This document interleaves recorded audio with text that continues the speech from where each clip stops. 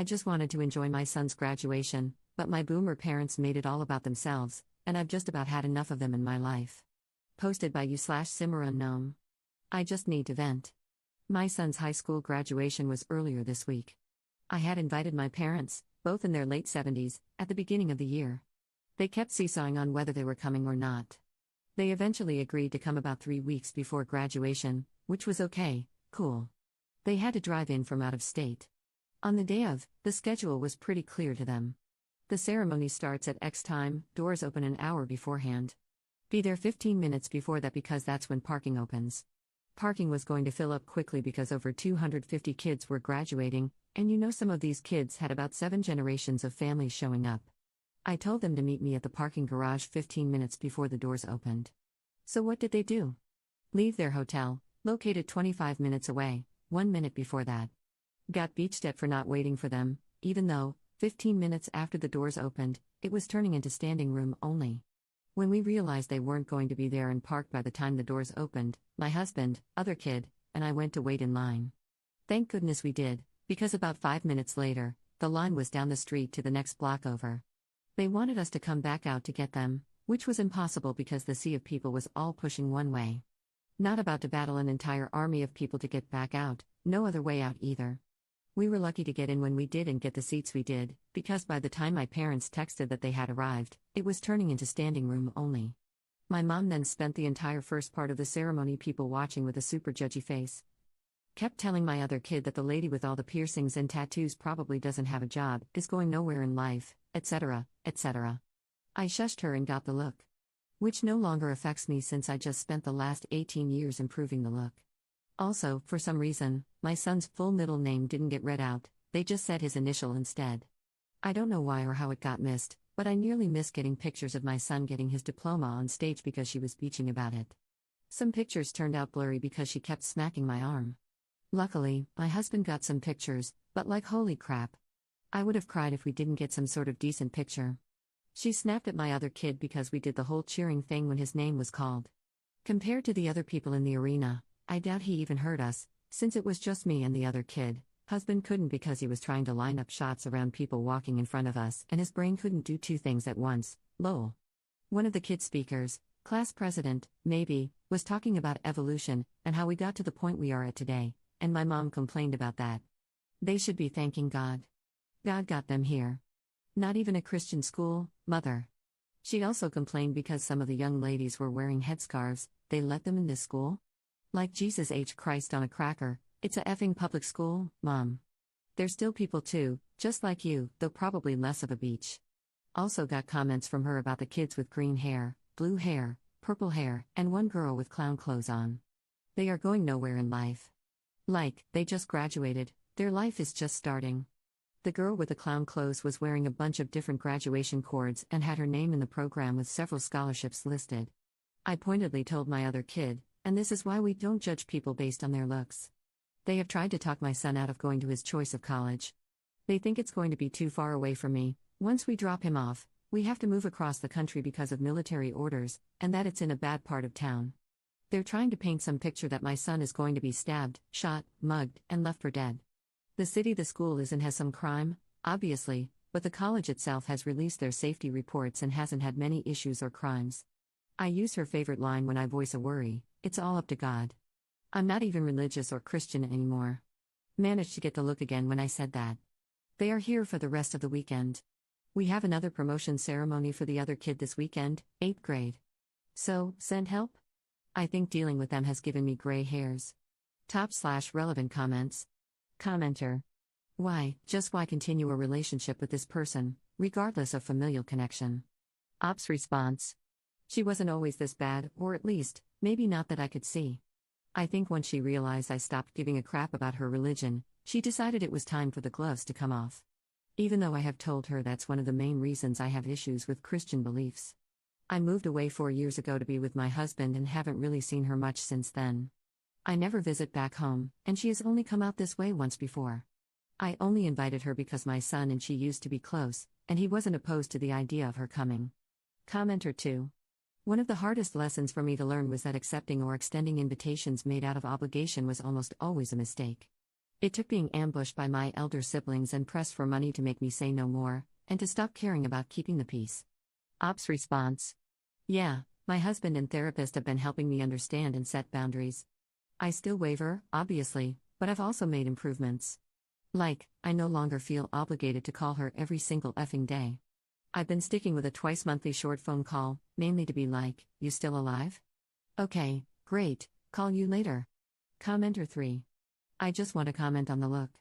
It hurt my feelings and scared me when I was a kid. It was such a look of absolute venom and hatred. Anyway, I remember when I finally recognized that the look was a ridiculous tactic to try on a grown woman. Like, seriously, Mom, do you think narrowing your eyes, pursing your lips, and looking at me with hate is a good move? I just roll my eyes when she does it now. Nice try, you gonna ground me now? Take away my phone privileges? Give me a effing break. Ops response. I don't even use the look that much. Rarely for my kids, because I'm a firm believer in talking through things with them rather than glaring at them or trying to spark my laser beam into their skull. I did match the look my mom gave me, and you could see the initial shock when I gave it back to her. Don't think she realized I can give it back just as easily. Update 3 weeks later. I have gotten a few DMs from people wondering if I made it through my parents' visit. I did make it through, but my relationship with my mother did not. We are currently not on speaking terms. Well, to be more specific, I am not on speaking terms with her. She has been refusing to accept that. The weekend after my post, we had made plans to meet at 10 a.m. They showed up at 8 a.m. Ready to go, with no place to go. They made plans to stay for so long but made zero plans to fill that time, thinking I would magically come up with something to do. At 8 a.m. on a Saturday morning. Like, I can't even think straight due to lack of coffee at this hour. I am not a morning person, and have no idea where my bra is, but sure, I'll pull something to do out of my backside. They were just like, let's just do what you normally would do on a weekend. Which, no, let's not. 1. It'd be physically impossible for them to do, considering my mother probably needed a walker a decade ago but refuses to use one because it ages her. 2. They have no interest in video games or board games. I already tried getting them to play a board game previously and my mom stuck her nose up at that. And 3. There's a lot to do here, but 95% of the things worth doing are outdoors. My mom cries her head off if it's over 71 degrees outside. It's always, I'm melting, it's too hot, I'm melting. Like she is the Wicked Witch of the Midwest. Also, my family and I don't really go out every weekend. We like being home, we like being alone. So there I was, scouring the internet for things to do with elderly people who can't walk in our area, and still getting hit with go hike here or there or over there, while wondering if parent daycare was a thing. Mom was chatting with my husband when she decided to start talking about her favorite subject, Emma, my stepsister/her stepdaughter. The way she gushes about Emma makes you think Emma craps out gold nuggets and pukes up diamonds, emeralds, and rubies, all while having the cure to cancer in her head. When our parents got married, she kept asking me, why can't you be more like Emma? Like, I don't know, Mom, maybe because I'm still a teenager while Emma is pushing 30 at the time. Naturally, Emma was going to be more ahead in life. But from the day they married until now, I was constantly compared to Emma, told to be like Emma, and occasionally called Emma. When I had a mental breakdown in my early 20s and ended up in the psych ward, I was told to get over it or return to God. But when Emma had a similar situation, it was all she needs, all the help she can get. Emma marries a crap stain of a man who abused her, and my mom is ready to scorch the world. But when I was dating a guy who turned abusive, it was my fault. You get the point. I have no real issue with Emma. Though, it took me quite a bit of therapy to get to the point where I no longer resented her. These days, we are mainly Facebook friends, liking each other's random photos. So she is gushing to my husband about Emma. I'm only half listening until I hear her say, clear as effing day, Emma is like the daughter I never had. My husband and her husband went deer in headlights shocked. My son, 18, said, WTF. It took my daughter, 14, a few seconds longer to process what she heard, but even she caught it. She's not a morning person either. I basically just said, well, guess that's that. You can get the F out now. Of course, I was hit with the, what did I do? My son repeated what she said, so she started her gaslighting BS. You took it the wrong way. That's not what I meant. Etc., etc., etc. I think, with the help of those who commented on my last post, I shined up my backbone a little because I just told her to get the F out. My husband says I told her, if you don't have a daughter, then why the F do I have some crusty old farts in my house, and threatened to throw all her crap out the window. I don't remember saying any of that, but my son backs it up. I don't remember a lot in the few minutes it took to get her tossed out. After she finally left my house, I broke down crying and got sick. I don't do confrontations very well. She keeps trying to call, text, and email me. My husband managed to get her blocked on my phone, so at least I don't get bombarded with calls and texts anymore. On the first day, before I blocked her, I had over 50 missed calls and 40 text messages from her. She also managed to fill up my voicemail, not that I listened to any of it. My husband deleted all of them for me too.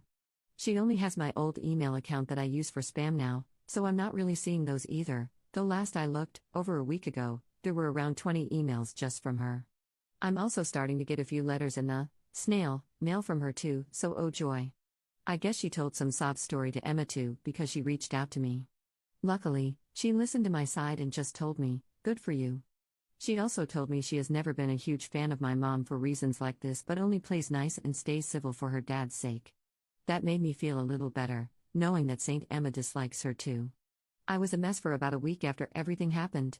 Still am a mess, but less so. My husband and kids have been working hard to distract me, and I have been keeping up with my therapy sessions every week. She even got me in for an emergency session the next Monday. Luckily, my summer is about to get busy. Husband is taking a month off, we're having a garage sale, preparing to move to a new state, getting my son ready for college, so I will have plenty to do to keep my mind off things. I did tell my kids they were allowed to have a relationship with either grandma or grandpa, but they were both like, nah, they made my mom cry. Then they proceeded to demolish me in Mario Kart. Top/relevant comments. Commenter. You are free now. You no longer have to try and earn their respect. You no longer have to deal with their expectations, and no more of their BS. Start building your self-esteem and do not be like them to your children. Ops response. My therapist has been giving me some homework that is targeted towards self-esteem or self-confidence, something I have always been lacking. I'd like to think I've broken whatever parenting cycle in regard to my kids. I kind of viewed how I was raised and how my parents parented me as a what not to do guide. My kids and I have a great relationship. Both have said they feel comfortable coming to me for any reason, and have done so. Commenter 2. You've absolutely broken the cycle of abuse, and you should be so proud. I'm going to make an assumption that you're Gen X just based on your kids' ages and such, though it's true for older millennials as well. It's been our generation's curse, as well as our privilege, to break the cycle of abuse, to recognize that kids are humans with feelings and thoughts, and that we never deserve to be treated the way we were either. I see it daily, a generation fighting their damnedest to not be like their parents. I think we're succeeding. I really, truly do. Not only are the kids going to be alright, but so are we. Congrats on the shiny steel spine. But dude, seriously, you let them beat you in Mario Kart? Ops response. According to Google, I'm a millennial, 87. I was born late to my mom, 39 at the time, and had my oldest young, 19. But I do agree, I see a lot of people my age trying to raise their kids differently. Even when my kids were young, I gave them choices on various matters: hair, clothes, friends. Obviously not so much on food, otherwise we'd be eating chocolate cake for dinner daily. My mom never liked that I allowed my son to have longer hair or allowed my daughter to dress emo, goth/emo, lots of black involved. In my defense, I haven't played Mario Kart in ages, while they play it every so often. May have to practice secretly so I can get my revenge.